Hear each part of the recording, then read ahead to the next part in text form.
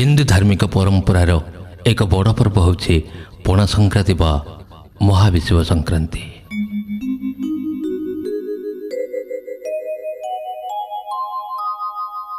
यह ओडियार नववर्ष कहुए। ओडिया पंजिका अनुसार यह वर्षर प्रथम दिन बोली कहुए। यही पर्व सह जड़ित हो रही आम सामाजिक आध्यात्मिक एवं सांस्कृतिक परंपरा। यार अन्य नाम हेउछि महाविषुव पणा संक्रांति और जल संक्रांति। यही दिन में सूर्य विषुव रेखार अवस्थान सह 12टी राशि रे चलन हेउथिबारु एहाकु महाविषुव संक्रांति कहुए।